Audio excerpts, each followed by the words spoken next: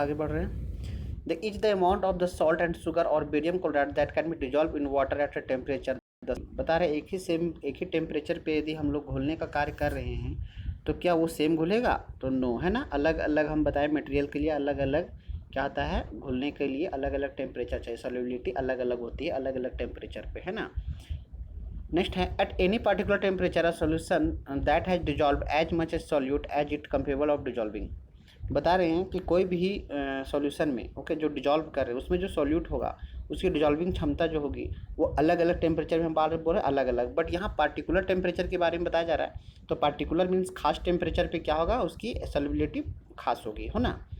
Next other word दूसरे तरह से समझते हैं।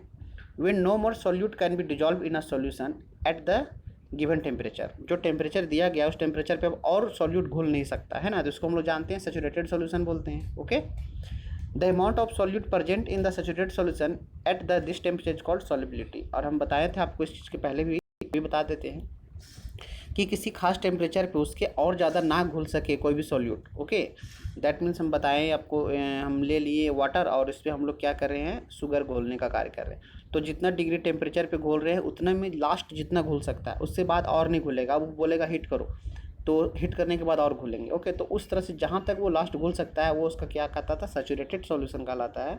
और ये हमारा जो होता है वो किसी खास टेम्परेचर में होता है, इसी को सॉल्युबिलिटी भी कहते हैं। If the amount of solute contained in a solution is less than a saturated level, it is called unsaturated। और बताया जा रहा है यदि सॉल्यूट जो है वो क्या करता है, सॉल्यूशन बहुत ही कम घुल पाता है किसी खास टेम्परेचर के पहले। ओके, वो क्या करता है, बहुत ही कम घुल पाता है उसमें, तो उसको उस ऐसे सॉल्यूट को क्या बोलते हैं, अनसेचुरेटेड। ओके, मीन्स ज़्यादा जो घुल जाएगा वो सैचुरेटेड, जो कम घुलेगा वो unsaturated. Okay, what would happen if were to take saturated solution at a certain temperature and cool it slowly। बोल रहा है कि ये क्या होगा यदि हम सैचुरेटेड सॉल्यूशन को ले लिए सर्टेन टेम्परेचर पे और उसको फिर कूल कर दिए, है ना। उसको धीरे धीरे कूल कर रहे हैं। We can infer from the above activity that different substance in a given solvent have different solubility at the same temperature. हमें इसके बारे में शुरू से चर्चा कर रहे हैं कि हर वस्तु का अपना अपना सॉल्युबिलिटी होता है और किसी खास टेम्परेचर पे, है ना। छोटा सा एग्जांपल लेते हैं कि यदि सपोज दैट आप फ्लोर, आटा जानते हैं, उसको हम लोग पानी में घोल दिए, वो कितना घुलेगा, और उसी को यदि हम हीट कर दें उसके बाद देखेंगे ज़्यादा बेटर घुल जाएगा वो, है ना। तो क्यों? क्योंकि टेम्परेचर ज़्यादा मिला।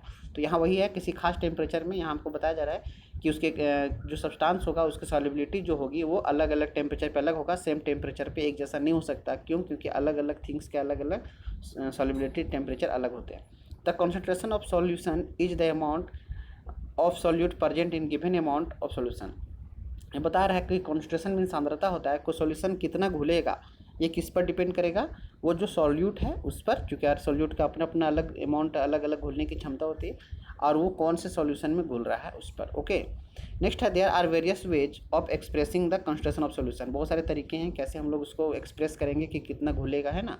पहला मेथड हम लोग देख रहे हैं mass by mass percentage of solution. ये पहला मेथड है, इसमें क्या करेंगे, mass of solute by mass of solution into 100।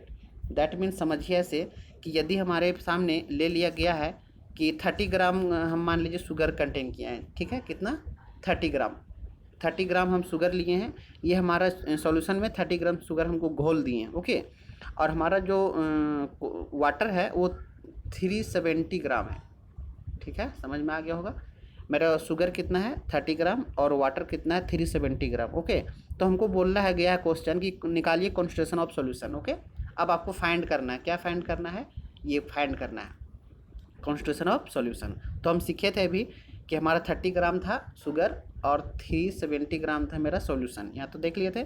अब हम लोग क्या करेंगे, जब इस फॉर्मूला में लगाएंगे, है ना, mass of solute by mass of solution, तो हमको याद रखना है कि मास ऑफ सॉल्यूट मेरा कितना हो जाएगा। तो मास ऑफ सॉल्यूट मेरा 30 ग्राम, ये मेरा सॉल्यूट था। उसके बाद मास ऑफ सॉल्यूशन कितना होगा, तो सॉल्यूशन मेरा इन दोनों को ऐड कर देंगे। क्यों? क्योंकि हमारे दोनों मिल के सॉल्यूशन बनाया है, तो हो जाएगा 400 और इंटू मेरा है 100। ओके, तो 20 कैंसिल हो गया, इसको काट दिए, तो ये कितना आ जाएगा कट करके, ये 7.5 आ जाएगा, है ना। ठीक है, तो ये हमारा हो जाएगा आंसर। क्लियर? तो ऐसे करके और क्वेश्चन हम लोग देखेंगे।